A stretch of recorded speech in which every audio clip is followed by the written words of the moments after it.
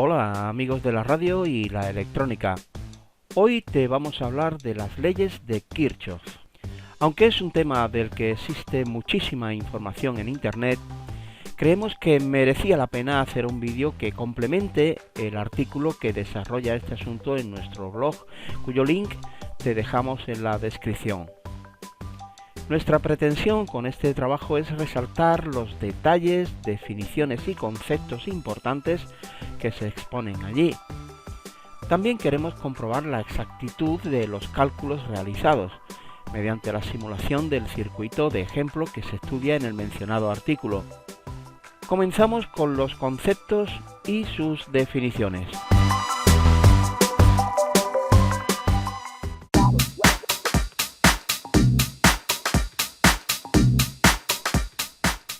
Aunque pueda parecerte algo sin trascendencia alguna, te puedo asegurar que la tiene y mucha. Si antes de sumergirte en las leyes de Kirchhoff propiamente dichas, asimilas y captas correctamente el significado de los conceptos que vamos a manejar, tendrás medio camino recorrido para entenderte bien con ellas. Lo que pretendemos al aplicar estas leyes a un circuito es resolverlo. Esto es algo básico, pero ¿qué significa resolver un circuito?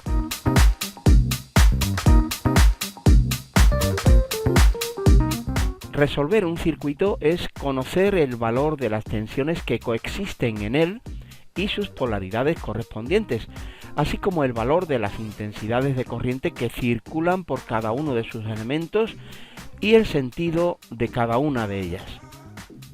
Cuando se trata de circuitos sencillos, con un solo generador y algunas resistencias, para resolverlo nos bastará con la ley de Ohm. Sin embargo, si nos dan un circuito más complicado, con dos o más generadores y varias resistencias en combinación serie-paralelo, la ley de Ohm no será suficiente.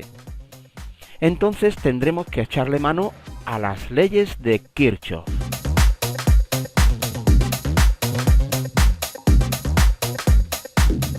Vamos con otro concepto. El nodo. ¿Qué es un nodo? Por definición, existen dos tipos de nodos. El nodo a secas y el nodo esencial, también llamado nodo principal. Vayamos con el primero. Nodo es un punto del circuito donde se conectan dos o más conductores. En ese sentido, el esquema que estás viendo tiene 4 nodos.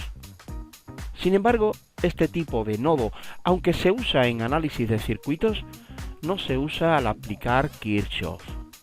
Para ello se usa el llamado nodo esencial. ¿Qué es un nodo esencial?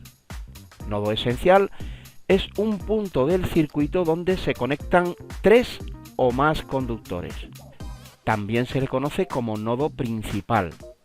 El esquema de la imagen tiene 2 nodos esenciales. Este es el tipo de nodo que se usa con Kirchhoff. Sin embargo, casi nunca se le suele adjetivar, o sea, que en lugar de llamarle nodo esencial, se le llama simplemente nodo.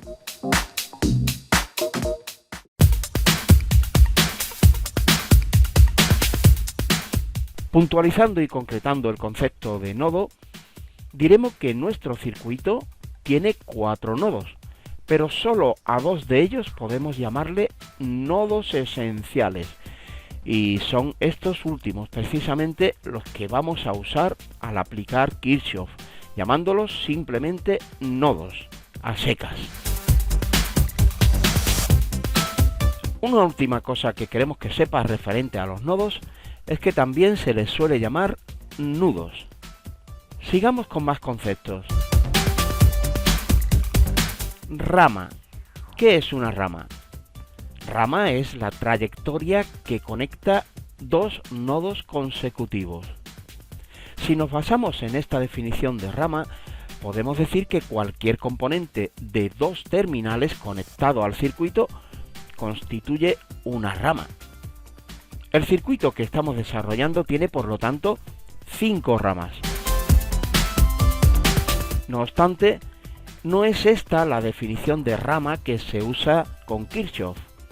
Para ello se utiliza la denominada rama esencial. Una rama esencial es la trayectoria que conecta dos nodos esenciales consecutivos. Nuestro circuito tiene 3 ramas esenciales. Al aplicar este concepto mediante Kirchhoff, tal y como ocurre con los nodos, se les suele llamar simplemente rama, a secas, despreciando el adjetivo esencial. ¿Ok? ¿Lo tienes claro? Bien. Vamos con el último concepto, el lazo. ¿Qué es un lazo? Un lazo es la trayectoria cerrada que partiendo de un nodo pasa a través de los elementos y de otros nodos del circuito una sola vez y finaliza en el nodo de partida. Como ejemplo, te mostramos los 3 lazos con los que cuenta nuestro circuito. De estos 3 lazos, 2 de ellos son muy especiales y son los que se usan al implementar Kirchhoff. Para diferenciarlos de los lazos generales, se les denomina malla. Su definición es la siguiente. Una malla es un lazo que no contiene ramas ni otros lazos en su interior. Como puedes ver, aunque nuestro circuito contiene 3 lazos, pero solo 2 de ellos son mallas.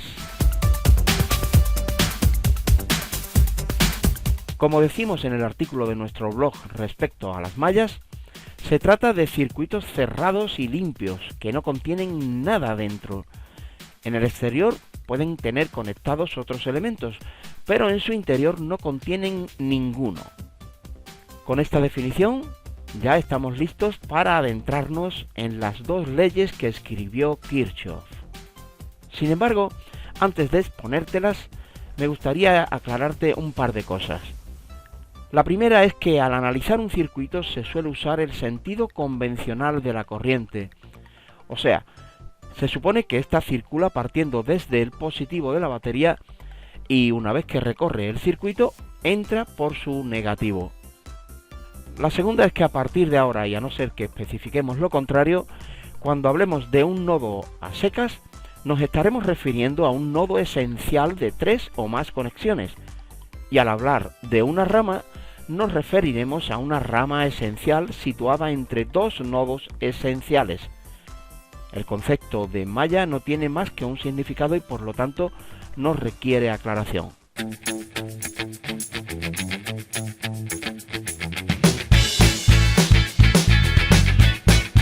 Comenzaremos con la llamada ley de las corrientes, también conocida como ley de los nodos, la cual consideramos la más sencilla de las dos. Dice así: la suma de las corrientes que entran en un nodo es igual a la suma de las corrientes que salen de él. Es de sentido común que una unión eléctrica entre conductores, la cual no almacena ni retiene energía y tampoco produce pérdidas, actúa simplemente como un cruce de caminos. Lo que entra en dicha unión a través de una o varias vías no tiene más remedio que salir por una o varias rutas diferentes. Aquí conviene que tengas en cuenta que normalmente a las corrientes que entran en el nodo se les considera positivas y a las que salen de él negativas. Por esta razón, la ley de los nodos también puede expresarse así. La suma algebraica de las corrientes que entran y salen de un nodo es igual a 0.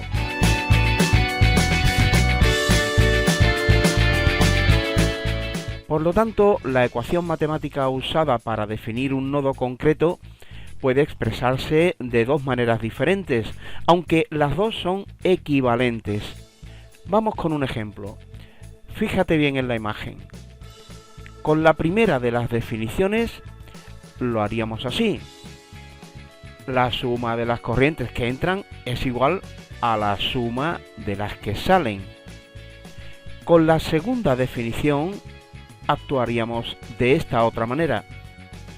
La suma algebraica de todas las corrientes que entran y salen, positivas las primeras y negativas las segundas, es igual a 0. No obstante, debes tener presente que las dos ecuaciones son equivalentes. Insisto, el uso de una u otra dependerá del método que queramos seguir con ellas.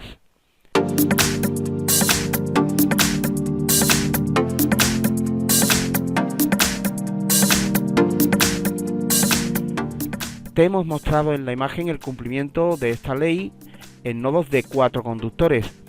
No obstante, esto es válido para cualquier tipo de nodo, independientemente del número de conductores que tenga, ¿ok? Vamos ahora con la segunda ley. Se la suele llamar ley de las tensiones de Kirchhoff o ley de las mallas. Y dice así: en toda malla se cumple que la suma de las tensiones de todos sus generadores es igual a la suma de las caídas de tensión de todas sus resistencias.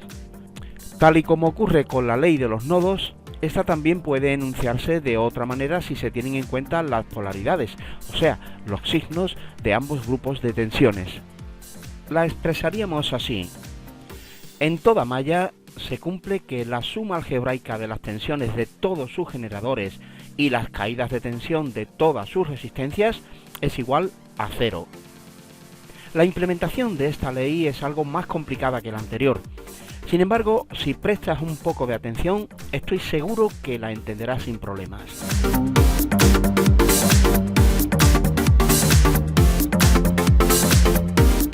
Para poder aplicar la ley de las mallas de Kirchhoff, necesitamos establecer un sistema de signos que nos permitan distinguir la polaridad de las tensiones existentes en el circuito. Para ello es esencial conocer la diferencia entre la tensión que genera la fuerza electromotriz de una batería y una caída de tensión en bornes de una resistencia. Como sabemos, cuando a través de una resistencia circula una corriente eléctrica, aparece en sus bornes un voltaje determinado. A ese voltaje se le llama caída de tensión. La resistencia es un componente pasivo que no aporta ninguna energía al circuito donde está conectada. Lo que hace en realidad es lo contrario. Se opone al paso de la corriente y provoca una bajada o caída de tensión en la rama en la que está insertada. Sin embargo, una batería o una pila sí que produce o genera energía eléctrica y la aplica al circuito donde se conecta. Por lo tanto, si una resistencia provoca una caída de tensión, podemos decir con cierto fundamento que un generador, sea este una pila o una batería, introducirá en el circuito donde está conectado una subida o elevación de tensión. Para captar el punto de este detalle, vamos a verlo más de cerca con un ejemplo. Mira el circuito que te presentamos en la imagen. Se trata de una malla compuesta por 3 resistencias y una batería de 10 voltios. La corriente convencional atraviesa este circuito en el sentido que te indicamos mediante las flechas que ves, partiendo desde el positivo de la batería, atravesando las resistencias y volviendo a entrar en la batería por su polo negativo.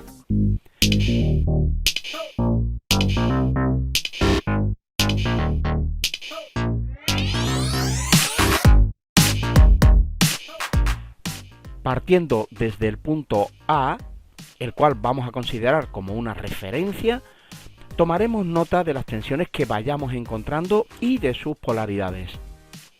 Pues bien, cogemos nuestro polímetro y comenzamos a medir tensiones, para lo cual colocaremos la punta de color negro del instrumento, la que corresponde al negativo de la tensión a medir, en el mencionado punto A. Con la punta roja iremos midiendo las tensiones positivas existentes en los diferentes puntos de medida. Para empezar, colocamos la punta roja en el negativo de la batería. Lógicamente, el display del polímetro indicará 0 voltios, ya que se trata del mismo punto que estamos tomando como referencia. Seguimos adelante y ahora tomamos el valor de la tensión que arroja el punto B, o sea, el positivo de la batería. Medimos 10 voltios positivos. Observa que si en el extremo inferior de la batería hay 0 voltios, según hemos medido antes, y en el extremo superior medimos 10 voltios positivos, entre los bornes de la batería existe una elevación de tensión con un valor de más 10 voltios. Quedémonos con este dato. Esta tensión está producida por la fuerza electromotriz del generador, que en este caso es una batería. Tenemos pues en dicha batería una tensión de 10 voltios con la polaridad que indicamos en el esquema, según la medida efectuada con nuestro polímetro.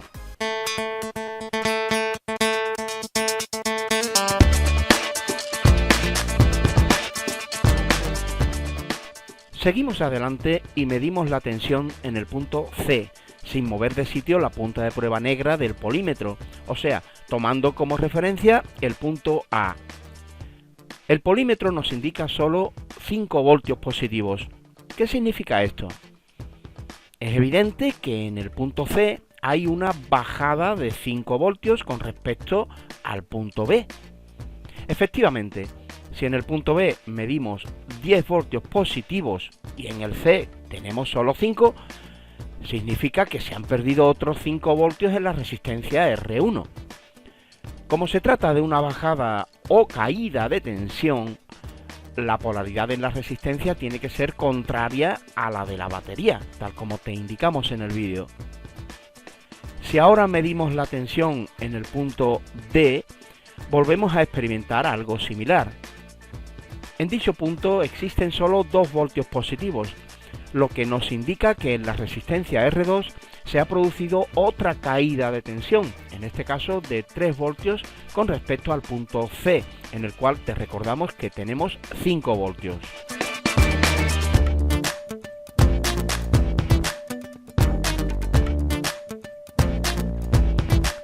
Por lo tanto, en la resistencia R2 tenemos una caída de tensión de 3 voltios y su polaridad es del mismo sentido que la de la resistencia R1. Por último, en la resistencia R3 caen los 2 voltios restantes, los cuales registramos igualmente con la polaridad de sentido idéntico a la de sus compañeras de malla. Si quisiéramos, podríamos confirmar con nuestro polímetro las polaridades de estas tensiones directamente en cada uno de los componentes mencionados. Observa que las polaridades de las caídas de tensión en las resistencias son opuestas a la polaridad de la tensión generada por la batería. Mira cómo el polo positivo de la caída de tensión de 5 voltios en la resistencia R1 está enfrentado al polo positivo de la batería. Lo mismo pasa con las demás caídas de tensión en cada una de las resistencias. El sentido de todas ellas es opuesto a la tensión de la batería.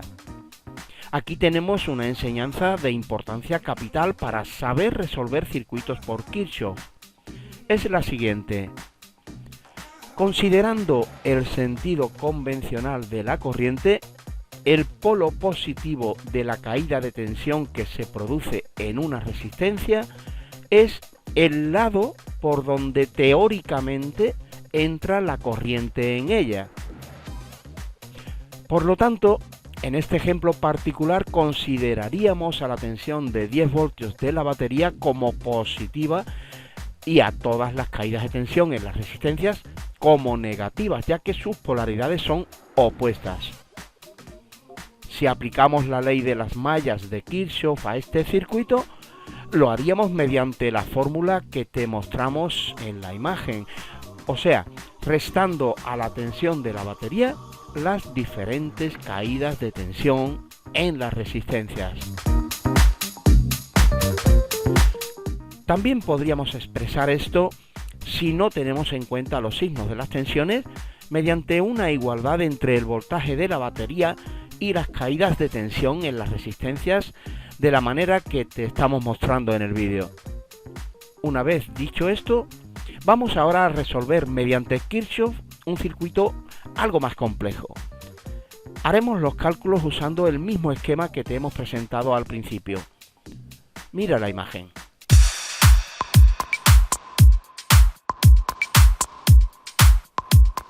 Este circuito está formado por 3 ramas. Esto significa que por cada una de estas ramas circula una intensidad de corriente que normalmente tendrá un valor distinto a las corrientes que circulen por una de las otras dos ramas. En principio, desconocemos el valor de estas tres corrientes. Por lo tanto, tenemos tres incógnitas que despejar, una por cada corriente que circula por cada rama. Por esta razón, nos hará falta establecer un sistema de tres ecuaciones independientes y simultáneas. Te recordamos que ecuaciones independientes son aquellas que no se obtienen unas de otras. Te ponemos a continuación un ejemplo de dos ecuaciones que no serían independientes. El motivo de que estas dos ecuaciones no sean independientes entre sí es que la segunda se ha obtenido multiplicando por 2 todos los términos de la primera. Además, si todas las ecuaciones del sistema comparten la misma solución, o sea, que cada una de las incógnitas que las forman tienen el mismo valor en todas las ecuaciones, se dice que son simultáneas.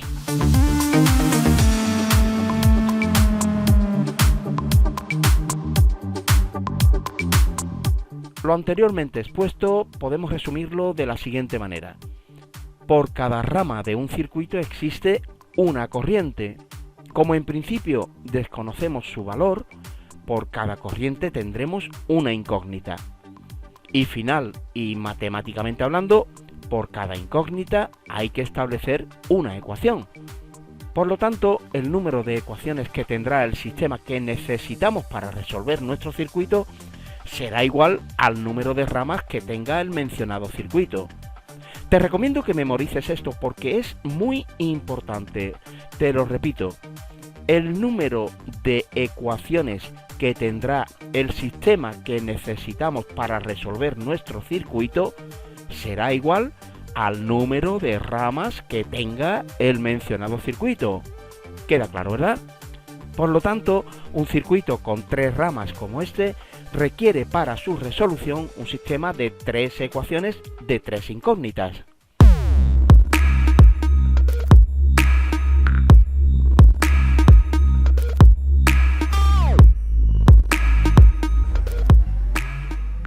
Para empezar a resolver nuestro problema, vamos a indicar en cada una de las tres ramas el sentido que nosotros creemos que tienen las corrientes que circulan por ellas y las polaridades de los voltajes y caídas de tensión que convivan en el circuito. No temas equivocarte, no pasará nada. Si al final resulta que el sentido de una o varias de estas corrientes es contrario al que nosotros habíamos previsto en un principio, el resultado final arrojará números negativos, mostrándonos de esta manera que el sentido real de la corriente es el opuesto al que indicamos al comienzo. No obstante, aunque esto ocurra, si hemos hecho correctamente los cálculos, el valor numérico que obtengamos sí que será correcto, aunque de signo contrario al que supusimos en un principio. Para que veas y compruebes por ti mismo esto último, en este vídeo vamos a suponer que los sentidos de las corrientes son ligeramente distintos a los que hemos usado en el artículo del blog. Insisto, ten muy presente que estamos usando el sentido convencional de la corriente, es decir, suponemos que la corriente sale desde el positivo del generador y entra por su negativo, ¿ok?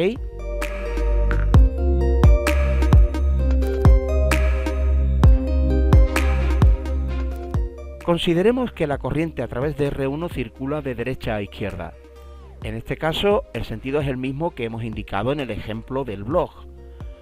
Según lo que ya hemos explicado anteriormente, esta corriente provocará una caída de tensión en la resistencia con la polaridad que ves en la imagen. ¿Recuerdas lo que hemos dicho sobre esto? Te lo repito. Considerando el sentido convencional de la corriente, el polo positivo de la caída de tensión que se produce en una resistencia es el lado por donde teóricamente entra la corriente en ella. Vamos ahora con R2.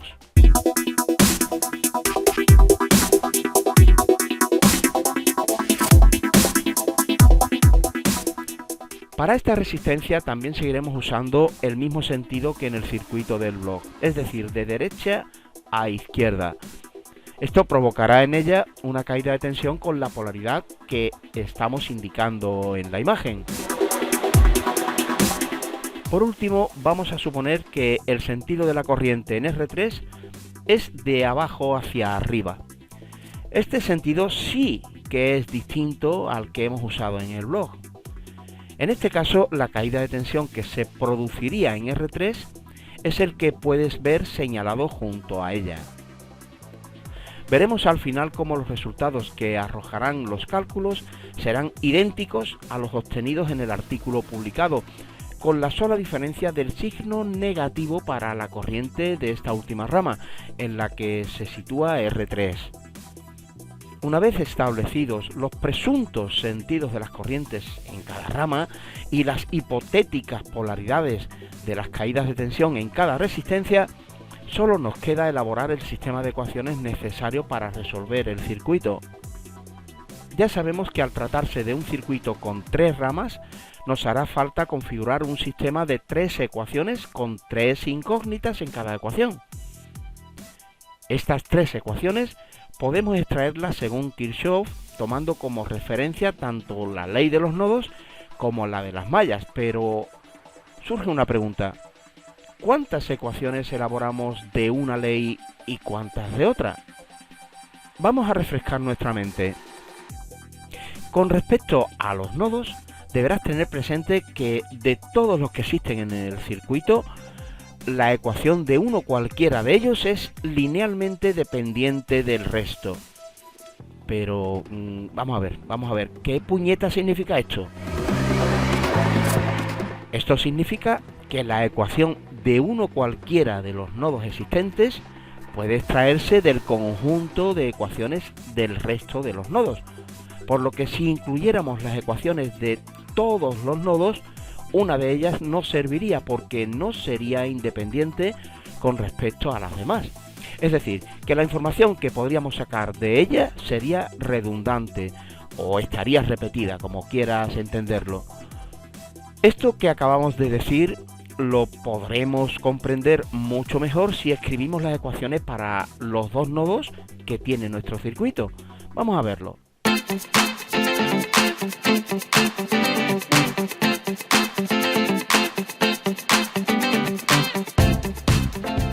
Para el nodo A tenemos que la suma de I2 más I3, que son las corrientes que entran en este nodo, es igual a I1, que es la corriente que sale del nodo. Para el nodo B, la corriente que entra es I1, la cual ha de ser igual a la suma de las 2 corrientes que salen de él, que son I2 e I3. Observa cómo las 2 ecuaciones son idénticas, solo que sus términos han intercambiado su posición. El miembro de la izquierda ahora está en la derecha y viceversa. Por lo tanto, este ejemplo nos deja claro que el número de ecuaciones que podemos extraer de los nodos es igual al número de estos menos 1. El resto de ecuaciones deberemos extraerlas a partir de la ley de Kirchhoff de las mallas. Esto podemos expresarlo de la siguiente manera. El número de ecuaciones a extraer de los nodos ha de ser igual al número total de nodos menos 1. ¿Cuál es el número de ecuaciones entonces que deberemos extraer de las mallas? Como el número de ecuaciones necesarias para analizar el circuito es igual al número de ramas que tenga este, la cantidad de ecuaciones a extraer de las mallas deberá ser igual al número de ramas menos el número de nodos menos 1. En este caso, como nuestro circuito tiene 3 ramas, necesitaremos 3 ecuaciones. Como tenemos 2 nodos, solo extraeremos una ecuación de uno cualquiera de estos nodos. Las 2 ecuaciones restantes tendremos que desarrollarlas a partir de las mallas de que disponga nuestro circuito.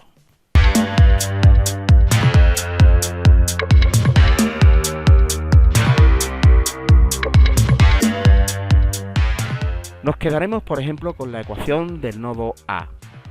Si usamos la primera de las definiciones de la ley de los nodos, expresaríamos esta de la siguiente manera.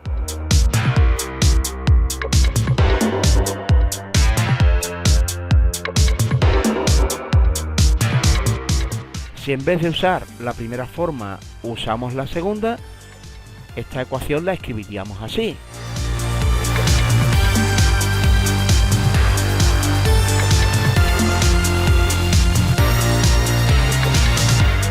O lo que sería lo mismo, una vez ordenados los términos,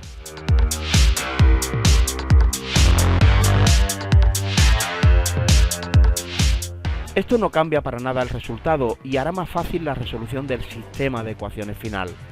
Bien, ya tenemos la primera ecuación.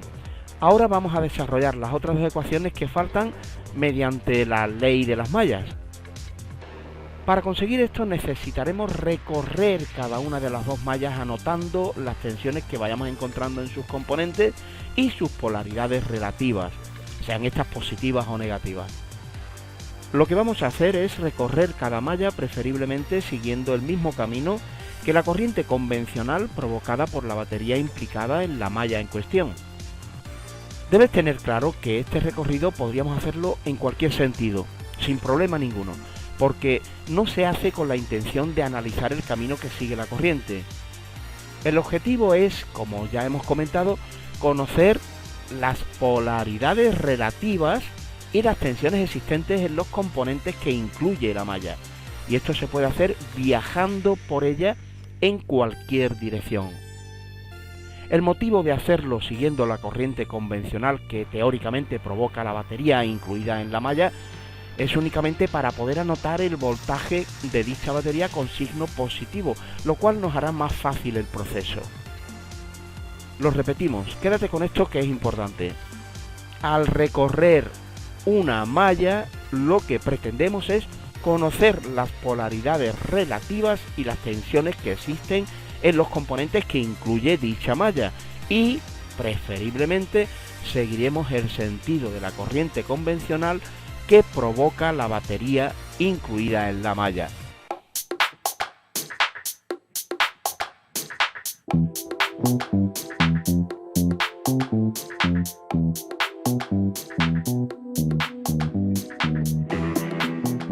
Dicho esto, y centrándonos en la malla de la izquierda, comenzamos nuestro viaje empezando en la parte inferior de la batería BAT1. Entramos en ella por el negativo y salimos por su otro extremo con un positivo. Esto significa que tenemos una subida o elevación de tensión, como ya vimos al principio. Anotamos, por lo tanto, 10 voltios positivos. Continuamos nuestro recorrido y nos encontramos con R1. Entramos en ella con un signo menos y salimos con un signo más. Esto significa que volvemos a tener otra elevación o subida de tensión, según la polaridad que hemos supuesto anteriormente que existe en esta resistencia. Observa que la polaridad de esta tensión es del mismo sentido que la de la batería BAT1 y como consecuencia ambas tensiones se suman. Por esta razón, su valor debemos anotarlo como positivo, ya que se trata de una elevación o subida de tensión. Insisto, siempre teniendo en cuenta el sentido en el que estamos recorriendo la malla. Algo que debes tener muy claro es que en esta fase del análisis estamos suponiendo los sentidos de las corrientes y las polaridades de las tensiones, las cuales pueden ser correctas o no, aunque ello no influirá en absoluto en la exactitud del resultado final. Por lo tanto, y según el desarrollo que estamos siguiendo, el segundo término de la ecuación de esta malla tendría que ser más VR1, es decir, una tensión con polaridad positiva. Para finalizar esta ecuación y acabar este paseo, llegamos a la resistencia R3. Aquí ocurre algo similar a lo que hemos visto con R1. Entramos en ella con signo menos y salimos con signo más. ¿Sabes lo que esto significa, verdad?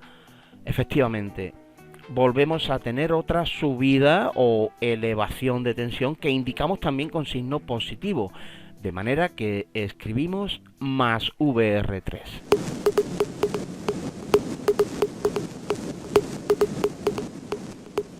Por fin tenemos la ecuación correspondiente a esta malla. La expresamos de la manera que estás viendo. Por medio de la ley de Ohm podemos modificar esta expresión, ya que VR1 es igual a R1 por I1 y VR3 es igual a R3 por I3. De manera que obtenemos lo siguiente.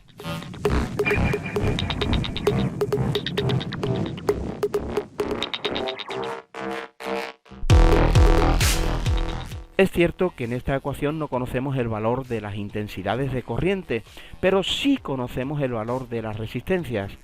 Por lo tanto, la ecuación anterior podemos escribirla de la manera que ves. Ahora pasamos el primer término al miembro de la derecha con signo contrario. Y por último, incluimos con valor nulo el término que correspondería a I2, multiplicado por 0 para que no influya en el resultado. Y ya tenemos la segunda ecuación.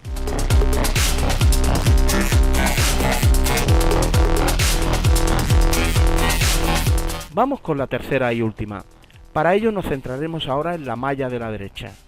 Por los motivos que ya hemos indicado, iniciaremos el recorrido comenzando en la parte inferior de la batería BAT2 y en sentido contrario a las agujas del reloj, siguiendo el sentido de la corriente convencional que esta batería provoca. Entramos en la mencionada batería con signo menos y salimos con signo más. Tenemos por lo tanto una subida de tensión de 20 voltios positivos, que es el voltaje de la batería. Anotamos más 20. Continuamos el recorrido por la resistencia R2. Entramos en ella con signo positivo y salimos con signo negativo. Aquí tenemos una caída de tensión, lo que significa una tensión con signo menos. La representaremos como menos VR2. Por último, entramos en R3 con un negativo y salimos con un positivo. Esto es una subida de tensión que anotaremos como más VR3.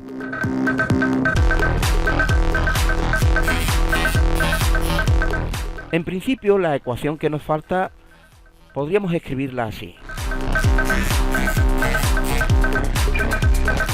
Seguimos el mismo proceso que en la malla anterior y sustituimos menos VR2 y más VR3 por menos 5 I2 y por más 8 I3 respectivamente, por lo que la ecuación anterior quedaría de la manera que ves.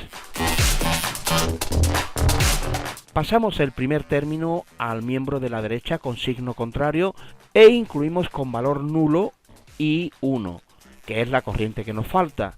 Obtenemos así la última de las ecuaciones.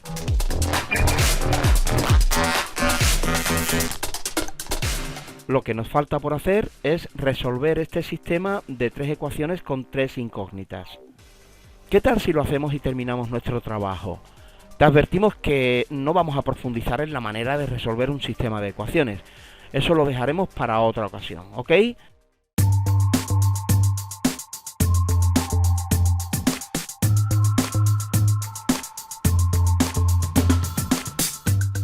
Bien, para empezar despejaremos I3 en la primera ecuación. Pasamos al miembro de la derecha los términos menos I1 y más I2 con signo contrario y nos quedamos con I3 en el miembro de la izquierda. Ahora sustituimos en las otras dos ecuaciones I3 por el grupo I1 menos I2. Hacemos las multiplicaciones por 8 en ambas ecuaciones. Sumamos los términos comunes de acuerdo a sus signos y ya tenemos un sistema de dos ecuaciones con dos incógnitas. Multiplicamos ambos miembros de la primera ecuación por 8 y los de la segunda por 11.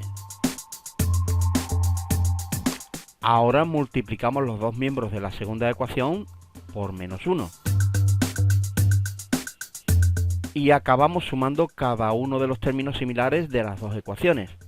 Como el primer término tiene valor idéntico en ambas pero son de signo contrario, dicho término desaparece completamente. Despejamos ahora I2. Y por fin conocemos su valor. Para hallar el valor de I1, sustituimos el valor de I2 y despejamos ese término en la ecuación anterior.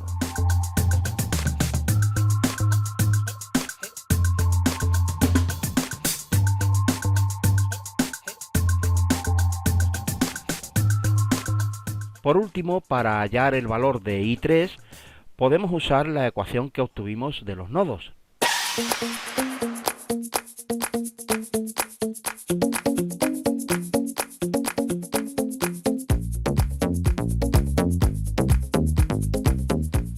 Despejamos I3 y sustituimos los valores que ya conocemos.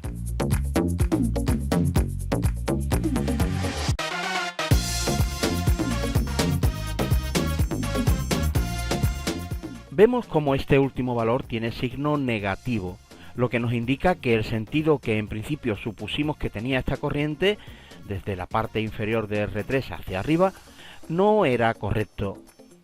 El sentido correcto es de arriba hacia abajo y la polaridad de su caída de tensión, por lo tanto, también es de sentido contrario al supuesto. Para terminar de resolver nuestro circuito, vamos a calcular el resto de parámetros que intervienen en él. Además, vamos a compararlos con los datos que nos indica el software de simulación que estamos usando, intercalando en el circuito sendos instrumentos de medida.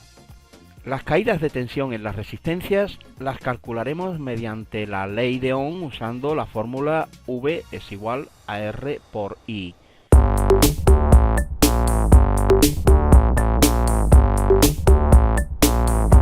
Para R1, por lo tanto, tenemos 1,14 voltios. Para R2, 8,85 voltios. Y para R3, 11,12 voltios. La potencia de disipación en cada resistencia la calcularemos mediante la conocida fórmula P es igual a V por I. Para R1 tenemos 0,43 vatios. Para R2, 15,66 vatios. Y por último para R3, 15,45 vatios. Ahora vamos a comparar el resultado de nuestros cálculos con los que nos indica nuestro simulador. La corriente, recuerda que usamos el sentido convencional, recorre a R1 de derecha a izquierda.